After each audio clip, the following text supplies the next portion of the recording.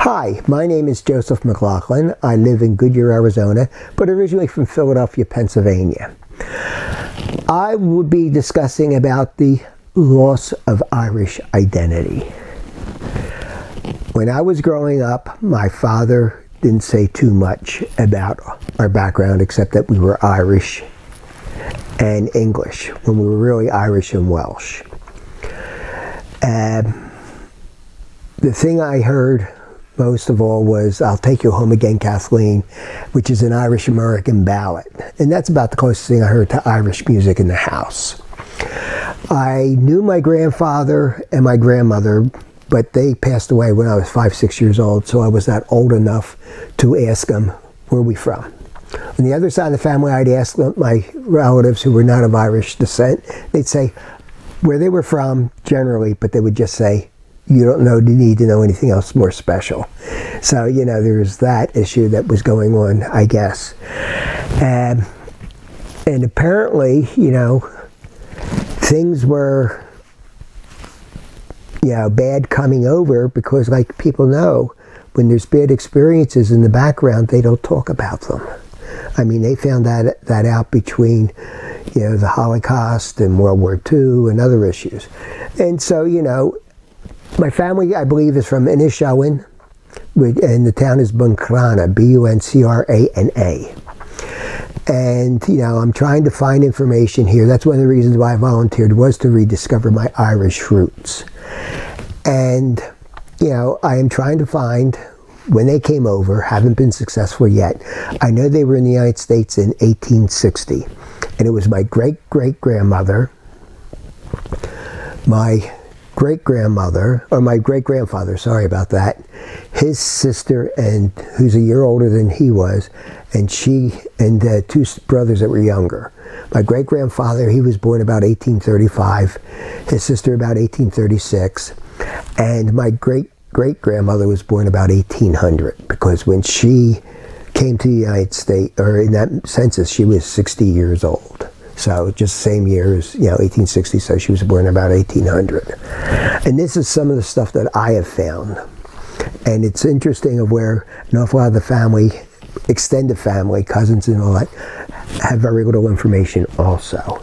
Some of them are trying to do genealogy. I said, well, get a hold of me and I can give you an awful lot of tips and information if you're working on that.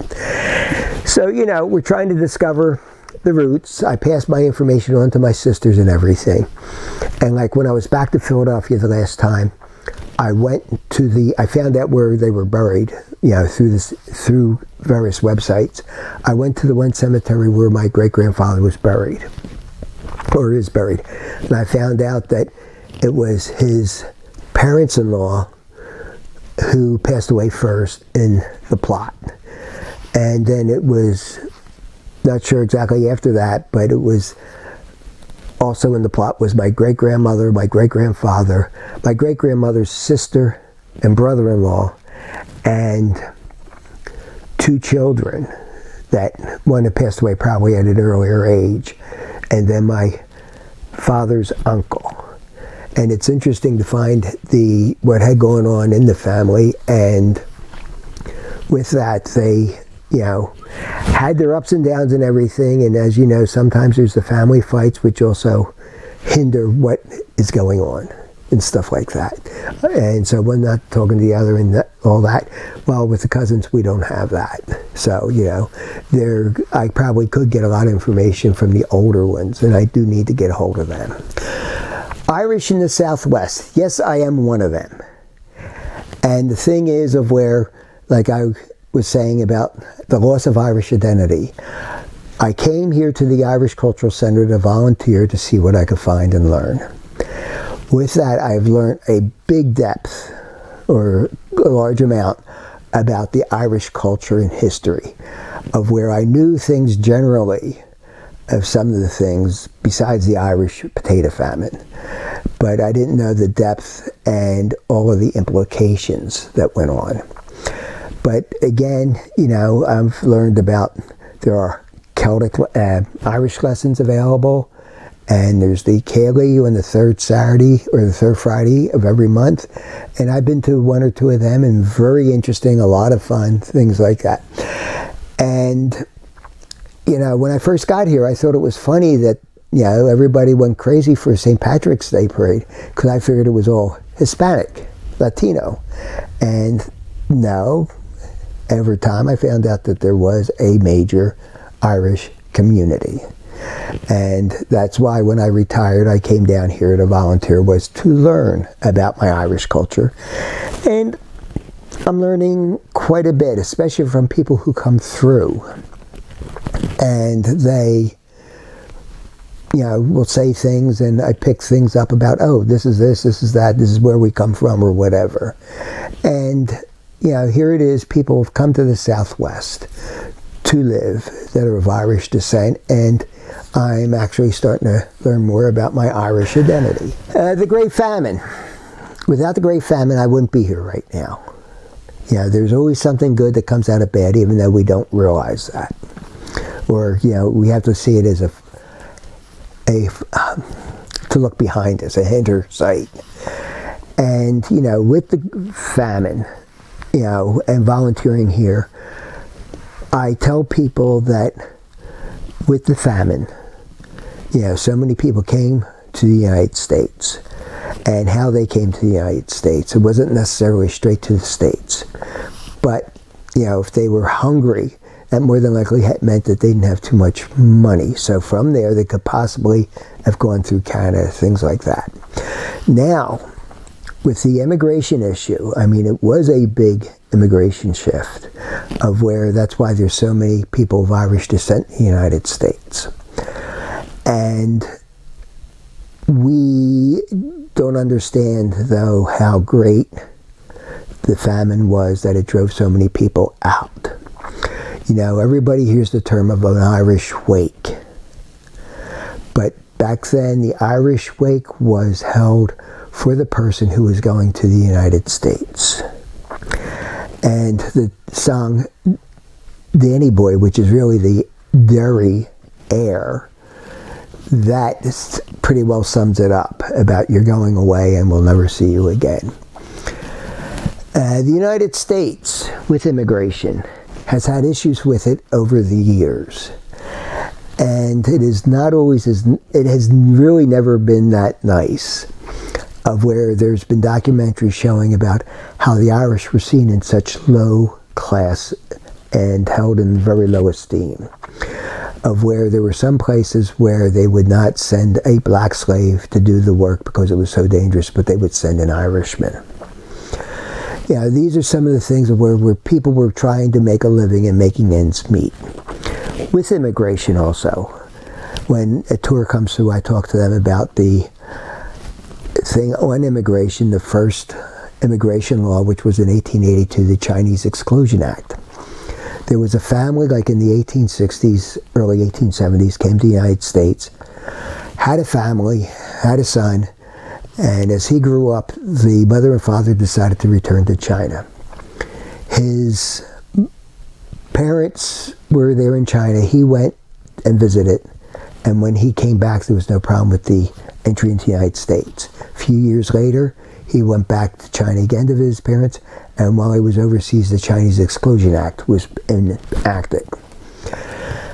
That's the court case. He took it to all the way to the Supreme Court, and that is the case that shows that the 14th Amendment says if you're born in the United States, you're an American citizen.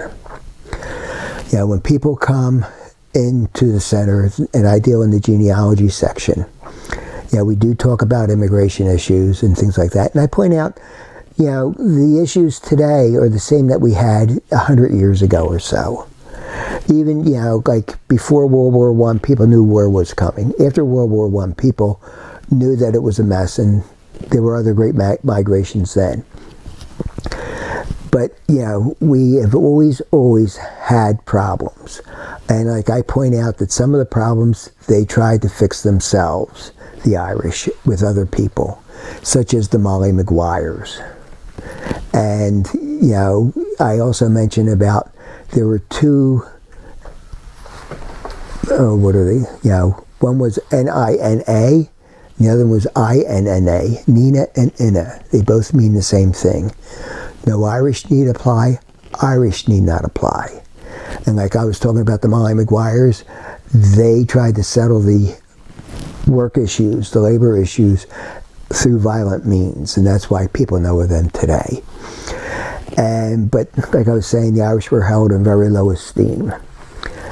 With the immigration, they got ahead when the local police departments were being formed, and they became firemen and policemen.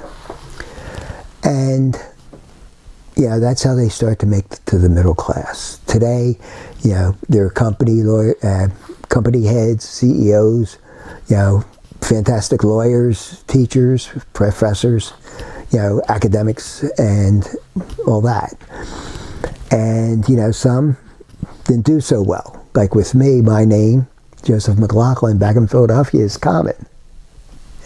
There's a bank president that has that name, and there's been some bank robbers with that name, I would say. And so, it's one of those things of, we still have the local, different strata with the immigration. But, again, going back to the famine. The famine was terrible, drove people from Ireland and to the United States, and an awful lot of them found that they would have better opportunity for being their own person and making their own way in life without having to worry about somebody else happy by moving to the Southwest. There's been quite a few entrepreneurs who did come to the Southwest and made a name for themselves. And like one of them is Sandra Day O'Connor, who was the first Supreme Court judge. And the second one was Mr. McClelland, who, through his generous donations and time and effort, got the Irish Cultural Center built. So, in the Southwest, there are lots and lots of people of Irish descent, and there's quite a few now that is becoming aware of their Irish through the Latin community. The Hispanics realize that quite a few of them may have some Celtic or Irish background. So, I was talking to one lady a couple weeks ago, and I said, you may find, our exhibit interesting. And she says, well, yeah, I heard that there's some Irish in my background. And with the exhibit that we had, the Irish in Latin and South America, very fascinating, because they went to these countries and made a name for themselves and helped an awful lot of these countries gain their independence from Spain. They weren't probably successful for getting rid of England, but they helped the people with Spain.